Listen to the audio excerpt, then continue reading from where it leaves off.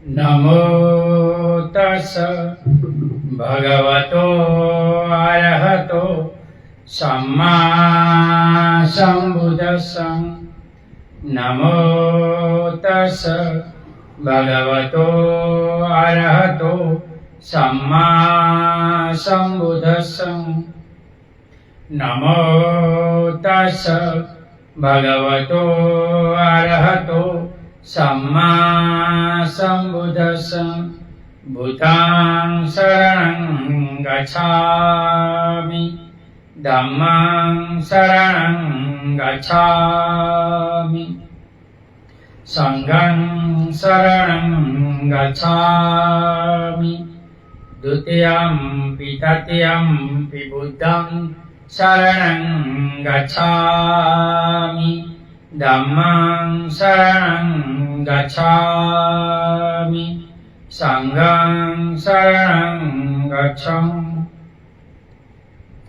इतिपिसो भगवा अरहं सम्मा सम्बुद्धो विद्याचरण संपन्नो सुगतो लोकविदो अनुत्तरो पुरुषधम्म सारथि सत्था देवमनुष्यानं बुद्धो भगवन्। स्वाखातो भगवता धम्मो सन्दिठिको अकालिको एहिपासिको औपनायिको पाच्छतं वेदितावो व्युतोहीति। सुपटिपन्नो भगवतो सावक संघ उजुपटिपन्नो भगवतो सावक संघ। सामीचि पटिपन्नो भगवतो सावक संघ। न्यायपटिपन्नो भगवतो सावक संघ। यदिदं चत्वारि पुरुषयुगानि अष्टपुरुषयुगल एष भगवतो सावक संघो।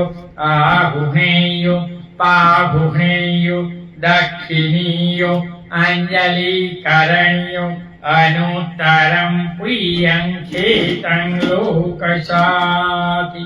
साधु साधु साधु। वर्षावास में अमर बोध विहार सुरेंद्र नगर गुजरात से भिक्षुपति श्रेष्ठी बोधिसत्व डॉक्टर भीमराव आंबेडकर लिखित महान ग्रंथ दिग्विजय धम्मा पढ़ रहे हैं।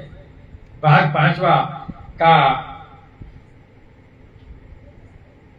भाग का पेटा भाग पांचवा। गृहस्थों के विनय जीवन नियम। धनियों के लिए विनय। पहला, भगवान बुद्ध ने दरिद्रता को जीवन का सौभाग्य कहकर उसे ऊपर उठाने का प्रयास नहीं किया। इसलिए बुद्धिज्म गरीबी को स्वीकार नहीं करता। भगवान कहते गरीबी आने का दो कारण है जो मेरा धर्म नहीं स्वीकार करता। पहला, बचत न होना, बचत करना सीखे। LIC में, बीमा में, कोई बैंक में वगैरह बच्चों के नाम भी बचत होनी चाहिए जन्म से। और दूसरा है व्यसन। व्यसन नहीं होना चाहिए। मावा गुटखा बीड़ी तंबाकू, ये दो व्यक्ति से, दो कर्मों से गरीबी आती है। बौद्धों में ये नहीं होता। उन्होंने गरीबों को यह कहा कि तुम संतुष्ट रहो क्योंकि तुम इस सारी पृथ्वी के उत्तराधारी को हो। ऐसा नहीं कहा, बल्कि उनके विरुद्ध उन्होंने धन का स्वागत किया। जिस बात पर उन्होंने जोर दिया वह यह थी कि धन पर भी किसी जीवन मर्यादा का अंकुश लगा रहना चाहिए। दूसरा, एक बार जहाँ भगवान बुद्ध विराजमान थे वहीं अनाथ पिंडक पहुंचा। आकर उसने भगवान तथागत को अभिवादन किया और कहा, एक और बैठकर बोला, क्या भगवान आप कृपया बताएंगे कि कौन सी बातें हैं जो गृहस्थी के अनुकूल है, गृहस्थ को अच्छी लगने वाली है, गृहस्थ के द्वारा स्वागत आए है, लेकिन जिनका प्राप्त करना कठिन है। देखो, सवाल बहुत भारी पूछा अनाथ पिंडक ने। अनाथ पिंडक का प्रश्न सुना। भगवान तथागत ने उत्तर दिया, ऐसी बात तो पहली बात है कि न्याय सागत धन प्राप्त करना। दूसरी बात है ये देखना कि किसी संबंधी की न्याय धन प्राप्त करके वो भी करे। तीसरी बात है दीर्घजीवी होना। तीन बातों की प्राप्ति पहले को गृहस्थी के अनुकूल है, गृहस्थ को अच्छी लगने वाली है, गृहस्थ के द्वारा स्वागत है, बारह बातें है, पूर्व करणीय है, श्रद्धा रूप भोग्य का होना है, शील रूपी सौभाग्य का होना है, उदारता रूपी सौभाग्य होना है तथा प्रज्ञा रूपी सौभाग्य का होना है। देखो ये तीन होना चाहिए, लंबा जीवन, पैसे और रिश्तेदार, ये तीन अच्छे तरह होगा तो कोई प्रॉब्लम होगा नहीं।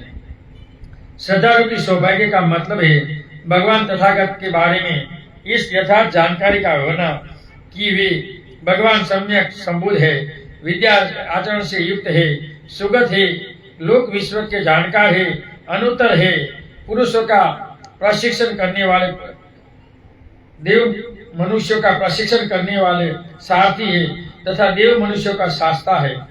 शील रूपी सौभाग्य प्राणातिपात, जीव हिंसा नहीं करते, चोरी नहीं करते, व्यभिचार नहीं करते, मुसावाद नहीं करते, नशीले पदार्थ का त्याग करते। उदारता रूपी सौभाग्य कंजूसपन से दूर रहते हैं, उदार बने रहते हैं, खुला हाथ रखन में है, दूसरों को देने में आनंद मनाने वाले हैं, दाता और दानशील होने में है। प्रज्ञा का सौभाग्य इस बात में है, प्रज्ञा का सौभाग्य इस बात में है, जान लेने में कि जिस गृहस्थ का मन लोभ के वशीभूत रहता है, लालच के वशीभूत रहता है, देश के वशीभूत रहता है, आलस्य के वशीभूत रहता है, तंद्रा के वशीभूत रहता है, वह प्राप्त कर्म करता है जो करना चाहिए वह नहीं करता है। इसके फलस्वरूप उनके न सुख की प्राप्ति होती है न सम्मान की।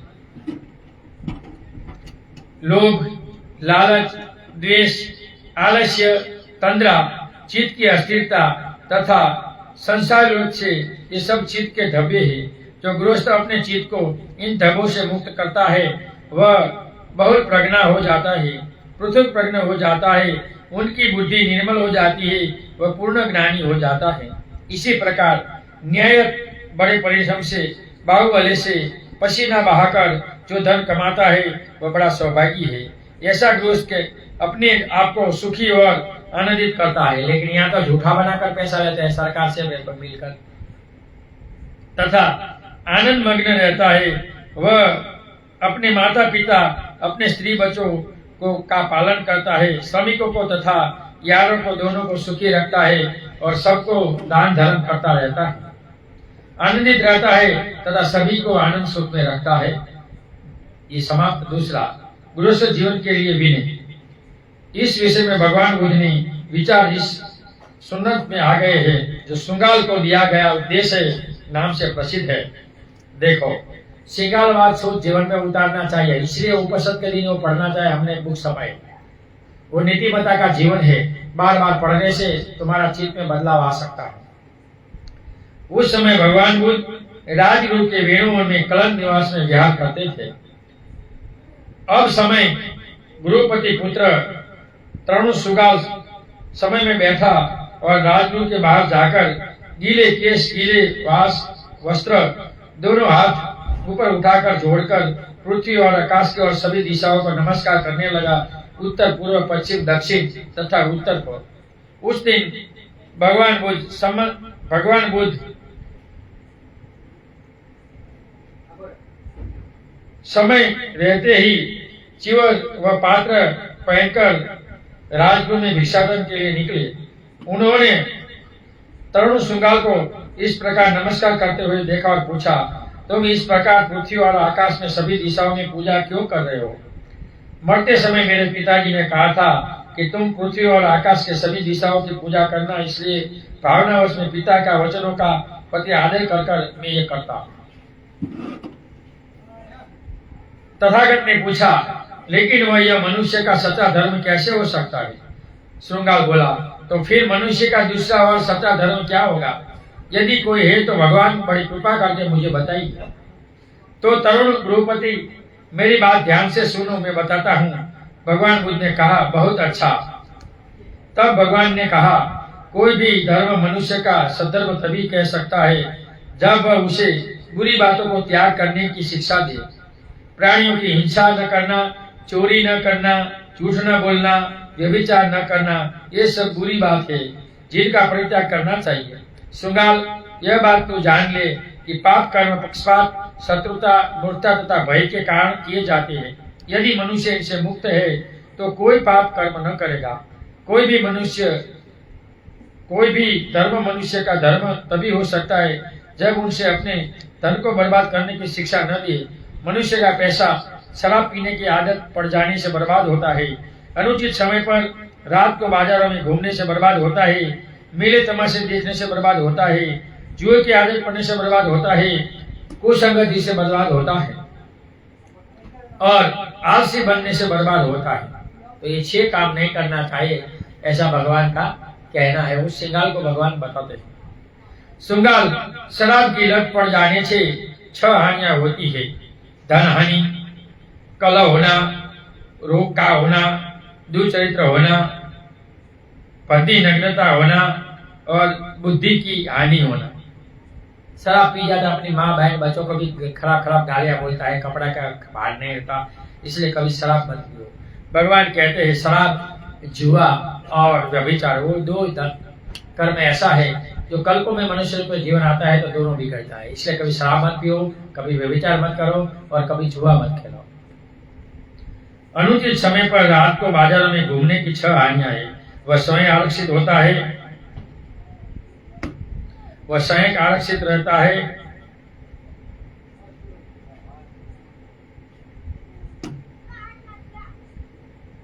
उनके स्त्री बच्चे आरक्षित रहते हैं, उनकी संपत्ति आरक्षित रहती है। जिन अपराधों के करने वालों को पता नहीं लगता उनका संदेह किया जाता है, उनके बारे में झूठी अफवाह फैल जाती है और अनेक कष्ट होता है। इसलिए आधी रात तक बाहर रखड़ना गलत बात है। लेट से लेट 11 बजे आकर सो जाओ। इससे लेट आना है तो जानकारी दो, घर में कोई दुख न हो। मेले तमाशे देखने फिरने से आदमी के 6 दोष है। वह हमेशा यह सोचता है आज कहाँ नाच है, आज ये कहाँ गाना है, आज कहाँ बजाना है, आज कहाँ काव्यगान है, आज किसकी मैच है। ये नया मैंने बोला, अभी ये नया आया है, भूतकाल में नहीं था। घंटियों का बजाना कहाँ है, टंग टंग बजाना कहाँ है। जुआ खेलने की लत पड़ जाने से 6 हानियां है, जिसमें जीतने पर धुआं बनता है, हारने पर दुखी होता है, उनका गुजारा नष्ट हो जाता है, अदालत में उनके वचन का कोई मूल्य नहीं होता, वह मित्रों और राजकर्मचारी के धुआं का पात्र बनता है। कोई शादी करने वाला कोई लड़की इसको नहीं देता और वादा रहना पड़ता है। कोई जुआरी को कोई अपना पत्ते का पोषण नहीं करता, गहने भी बेच देता है। इसलिए जुआ खेलना व्यर्थ है। कुसंगति के 6 दोष है। कोई जुआरी, कोई आवारा, कोई शराबी,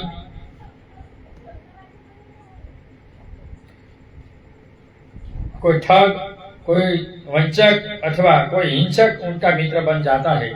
आलसी होने के 6 दोष है। देखो,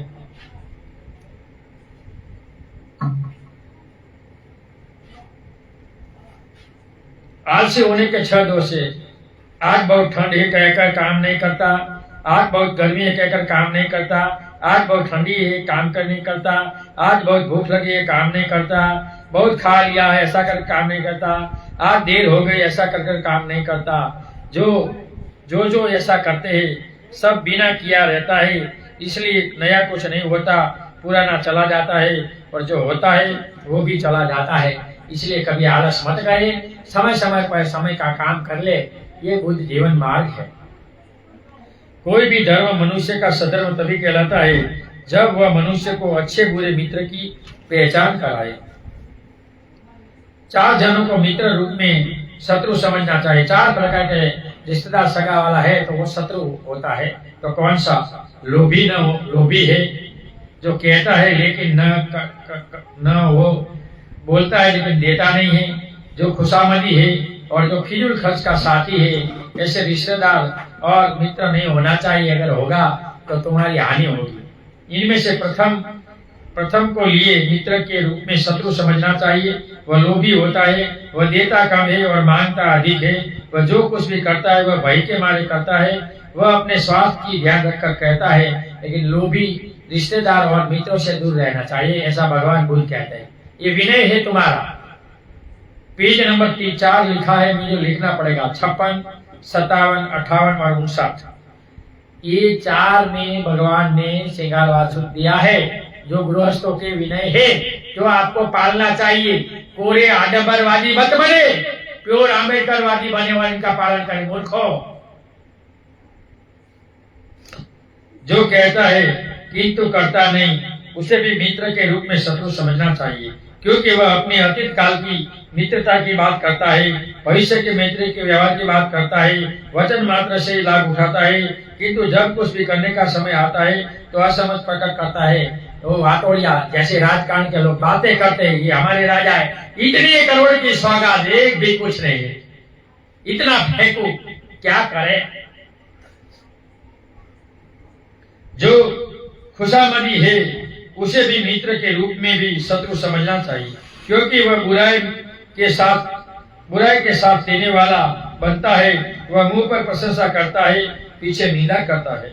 तो ऐसे खुशामद खोर रिश्तेदार और मित्र नहीं होने चाहिए, जो हमारे पास सामने आ करे और पीछे हमारी निंदा टीका करे। ऐसे रिश्तेदार और मित्रों से दूर रहना चाहिए, ऐसा भगवान कहते हैं। अगर आप बोध है तो इसको जीवन में उतारो।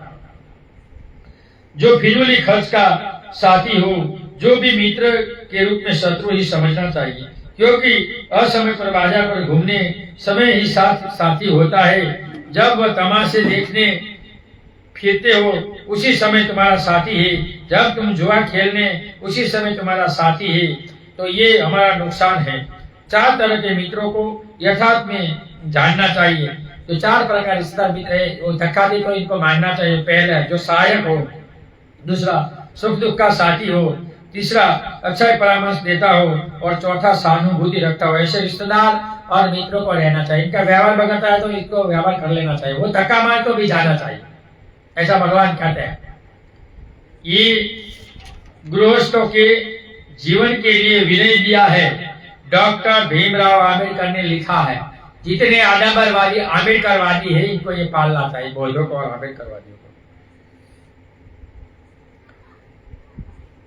जो सहायक हो उसे यथार्थ मित्र जानना चाहिए, क्योंकि जब तुम असुरक्षित अवस्था में होते हो उस समय वह तुम्हारा संरक्षण करता है। जब तुम्हारी संपत्ति आश्रित रहती है उस समय वह उनका संरक्षण करता है। तुम्हारी विपन्न अवस्था में वह तुम्हारा संस्थान होता है। जब तुम्हारे आवा विवाह जैसा कोई काम होता है वह तुम्हारी आवश्यकता दुगुनी वस्तु लेकर आता है और सेवा देता है। तो ऐसे जो मदद रूपी जो होते हैं रिश्तेदार मित्र, इनसे व्यवहार रखना चाहिए, इनसे दूर मन नहीं भागना चाहिए। अगर तुम इनसे दूर भागोगे तो तुम्हारा ही नुकसान होगा। इसलिए हमें हमारा नुकसान कभी नहीं करना चाहिए, ऐसा भगवान बुद्ध का कहना है, बाबा साहब का कहना है। जो सुख दुख दोनों साथी हो उसे यथार्थ मित्र जानना चाहिए, क्योंकि वह तुम्हें अपने रहस्य बता देता है, क्योंकि वह तुम्हारी रहस्य की बातें को छिपा रखता है। तुम्हारी मुसीबत में तुम्हारा साथ नहीं छोड़ता, वह तुम्हारे लिए अपने जीवन रक्षक बलिदान दे सकता है। जो सदा ऐसे रिश्तेदार को धक्का लगाए, व्यवहार टूटे तो भी रखना चाहिए और उनके साथ जाना चाहिए, संबंध रखना चाहिए। जो सदा परामर्श देता हो उसे भी यथार्थ में मित्र जानना चाहिए, रिश्तेदार होने चाहिए, क्योंकि वह तुम्हारी बुराई से रोकता है, वह तुम्हें कुशल कर्म के लिए प्रेरित करता है। जो बातें तुमने पहले नहीं सुनी ऐसी वो सुनाता है, वह तुम्हारे लिए सुख शांति का मार्ग खोलता है। तो ऐसे रिश्तेदार और मित्रों रखना चाहिए। हमारा पैसा खा जाए लेकर वापस न दे, हाजी हाल करे, ऐसे को रिश्तेदार भी तोड़ दो, भाग फेंक दो। जो सहानुभूति रखता हो उसे भी यथार्थ में मित्र जानना चाहिए, क्योंकि तुम्हें दुखी देखकर वह सुखी नहीं होता, तुम्हें सुखी देखकर वह सुखी होता है। तुम्हारी बुराई करने वाले को वह रोकता है, तुम्हारी प्रशंसा करने वालों को वह समर्थन करता है। तो ऐसे रिश्तेदार मित्र होंगे तो हमें फायदा होगा।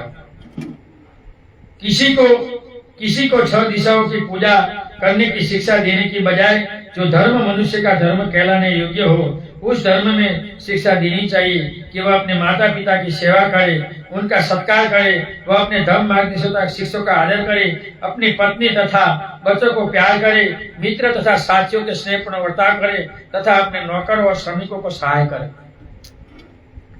ये भगवान बुद्ध की वाणी है, जो जीवन में हम उतारेंगे तो हम कभी दुखी नहीं होंगे। तो आगे ये दूसरा समाप्त हुआ। उपासकों को और गृहस्थों के लिए विनय ये बताए हैं। संसार में जीने वाले बोधों को ये विनय है, अगर वो पालेंगे तो कभी प्रॉब्लम नहीं होगा, पालते नहीं है तो बड़ा प्रॉब्लम है। बालकों के लिए विनय। एक बालक को अपने माता पिता की सेवा करनी चाहिए। उसे सोचना चाहिए कि एक समय उन्होंने मेरा पोषण किया है, अब मैं उनका पोषण करूंगा। उनके प्रति जो मेरा कर्तव्य है उसे मैं पूरा करूंगा। मैं अपनी वंश परंपरा को कायम रखूंगा। मैं अपने आप को उत्तराधिकार से योग्य बताऊंगा, क्योंकि माता पिता नाना प्रकार से संतान के प्रति प्रेम प्रकट करते हैं। वे उसे बुराई से बचाते हैं, उसे भला काम करने के लिए प्रेरित करते हैं। वे उनका यथा योग्य विवाह करते हैं और उचित समय पर उसे उनका अधिकार सौंप देते हैं। तो इसलिए ये बालकों को अपने माता पिता के प्रति रहना चाहिए। रहेंगे तो कभी माता पिता से प्रॉब्लम होगा नहीं। शिष्य के लिए भी नहीं। एक शिष्य को अपने शिक्षक के प्रति यथा योग्य बर्ताव करना चाहिए। उसे अपने स्थान से उठकर अभिवादन करना चाहिए। उसे पढ़ने के लिए विशेष उत्साह दिखाना चाहिए। उसे अपने आचार्य की व्यक्तिगत सेवा करनी चाहिए और शिक्षा ग्रहण करते समय उसे विशेष ध्यान देना चाहिए, क्योंकि आचार्य उसे शिष्य को प्रेम करते हैं। उन्हें कुछ उन्होंने सिखाते हैं, वह उसे सिखाते हैं, तो कुछ उन्होंने दृढ़ता पर ग्रहण किया है उसे वह ग्रहण कराते हैं।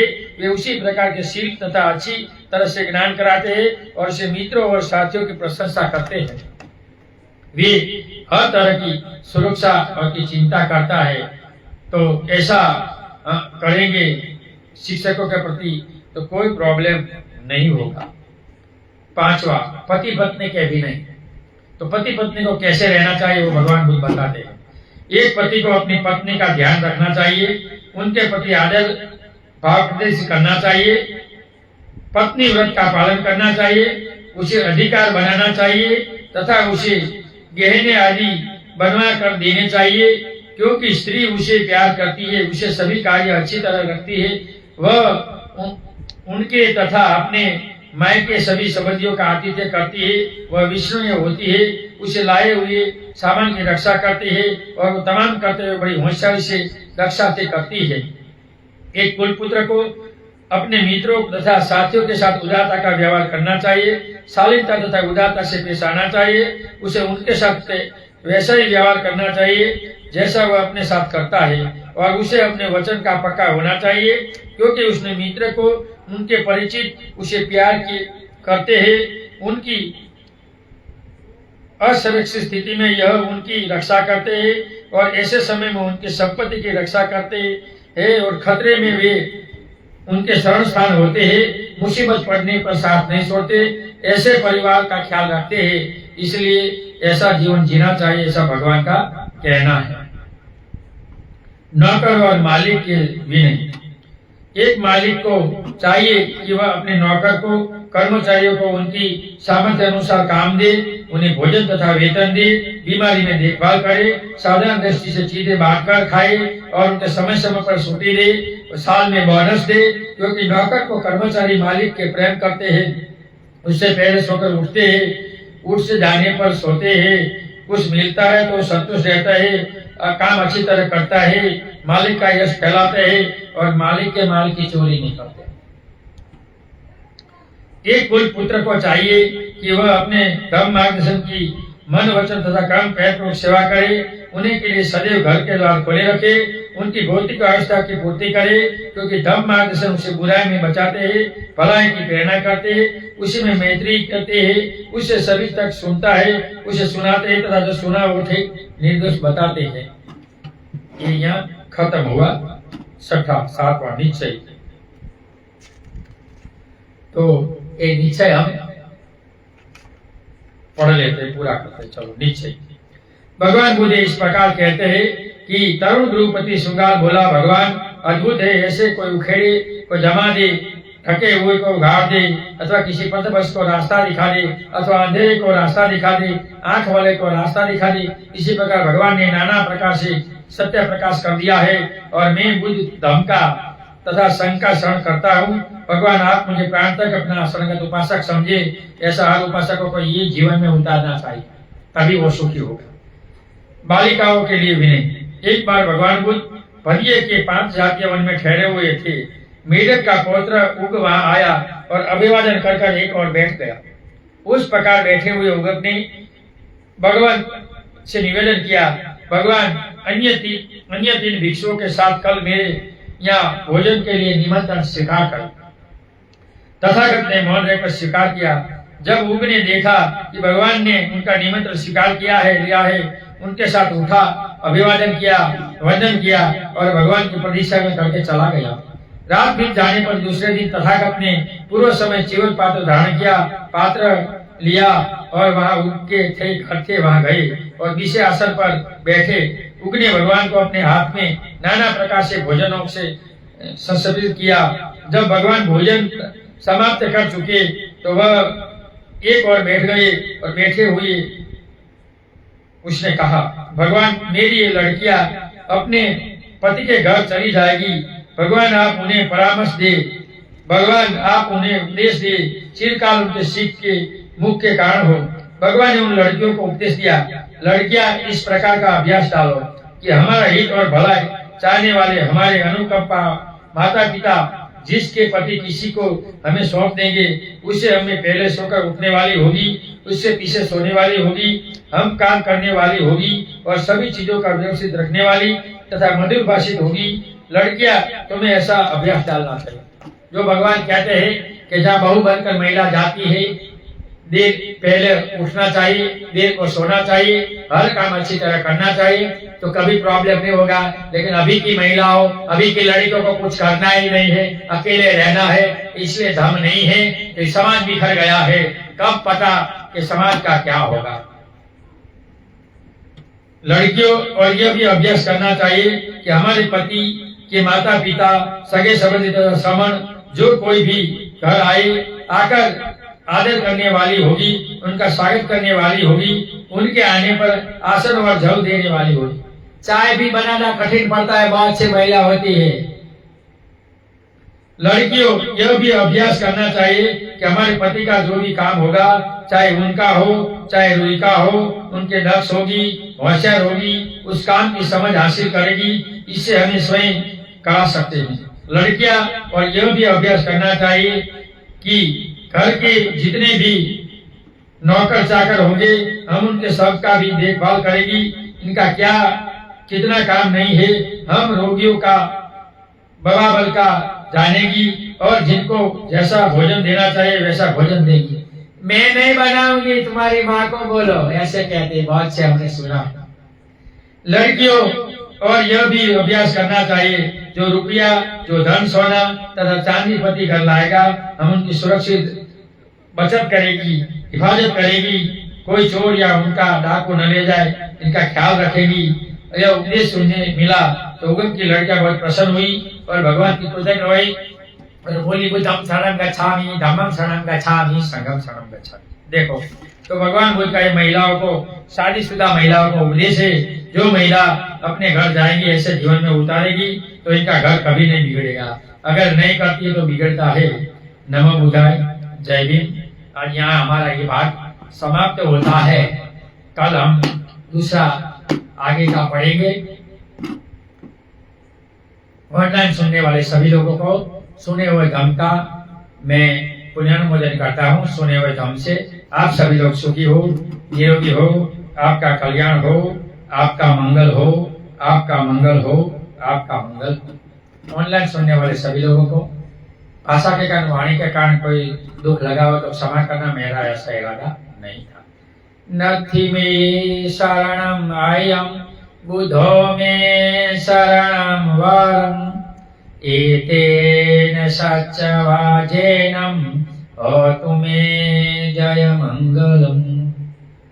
नथि मे शरणम आयम, संघो मे शरणम वरम, एतेन सच्चवाजेनम होतु मे जय मंगलम।